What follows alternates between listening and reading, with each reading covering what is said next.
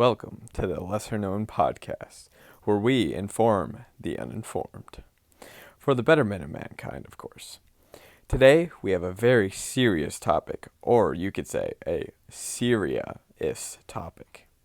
For those who didn't already know, Syria has been having a civil war since 2011. That's 9 years of war that still rage on today, yet nobody has heard much about it. Weird, right? Syria is located in the Middle East, bordering Iraq, whose militants captured the Al-Walid border crossing in May 2015, which in turn led to them controlling the entirety of the Iraqi-Syrian border, keeping a overall mediocre relation with Syria. As for the other bordering countries, Syria is in good relations with Lebanon and Palestine, while being hostile towards three neighbors: Turkey, Jordan, and Israel. Problem with being enemies with Israel is that Iraq and Israel are close allies. The incident that caused this war was the pro-democracy movements in Syria against President Bashir al-Assad, believing that the authoritarian standpoint that al-Assad's regime has over the country should be abolished. Al-Assad didn't take too kindly to this revolt against his position of power and decided attempting to end things with violence was the best idea, then denying any violent actions took place despite video evidence being released. A horrifying sight, to be sure. But that's not all. He also used chemical weapons against his own people to silence them, killing hundreds on August 21st, 2013.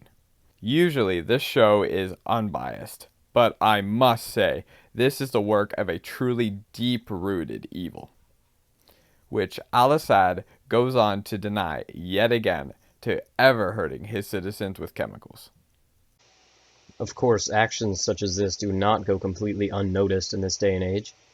With that said, who noticed and decided to help? More importantly, which side did they decide to help? The main contributors to what people are calling a proxy war within Syria is the US and Russia. US is trying to fight against al-Assad's army, and Russia trying to help al-Assad. Russia is believed to be pushing an agenda to fight against westernization. On August 30th, 2013, President Barack Obama claimed that he would consider military action against targets in Syria in relation to the alleged use of chemical weapons in Syria. Although, on September 14th, it was agreed that the chemical weapons stockpile of Syria will be put in international control, which some people believe to be a strategy used to hide evidence from the UN, with the use of Russia's power, since the plan originally came from Russia beforehand. Speaking of Russian influence and power, the United States has been involved with Syria for the past few years, only pulling out fairly recently. Out of the kindness of his heart, former President Barack Obama has led 563 drone strikes in Syria, though, in spite of these generous contributions, the United States, more specifically Donald Trump, negotiated with Turkey a deal that would have them remove U.S. troops from Syria and allow Turkey to move forward with his operation into northern Syria. The brief 5-year period of the U.S. intervention in Syria had the United States supporting the SNC, Syrian National Coalition, indirectly, by passing funding and support through major Sunni states in the Middle East, such as Saudi Arabia, Qatar, and Turkey.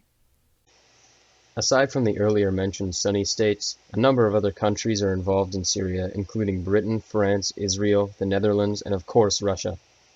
As we have established, Russia is the largest and most important supporting country in this war, being one of the few countries in the world that are sided with the Syrian government, along with Iran. Turkey is one of the countries that has taken the most responsibility for solving this crisis by holding and facilitating more refugees than they could possibly manage. Contrary to that, however, Iran is believed to be spending billions of dollars a year propping up President Assad, as the Syrian government provides them with the means to the business of weapons dealing and trade. Iran has also sent fighters and military support to aid the Syrian government in their time of desperate need. The United States has aided Syrian separatists not only by sending troops and military support, but by, controversially, making large payments to fund various rebel groups in that area. I say controversially because there aren't many people who would hear that Obama just sent $1 million to ISIS and take that as a good thing at face value. In terms of more recent events, COVID is of course present in Syria, but realistically can't be taken so seriously in comparison to the issues that they've been facing as a result of the last 9 years leading up to the present. Citizens can't exactly quarantine in a house that has been made into rubble, and any existing shelters are crowded and unsanitary. As if hospitals had room to begin with, we are seeing them become more increasingly packed with those who have nowhere else to go or no method of dealing with COVID. Hospitals don't have the funding to run tests or give proper quarantine treatment. They can only work with what is available to them, which at this time is very little. The official number of cases in August was 847. The true number of those infected or killed by the disease are speculated to be much higher, hidden by the government. In conclusion, war kinda sucks. Whether that be civil war, international war, proxy wars, or cold wars. The situation in Syria remaining the way that it has, only worsening since it began in 2011, is a symptom of the clash of every world issue being pushed to the forefront, with each issue essentially allotted one headline before news outlets move on to the next thing and forget about the problems.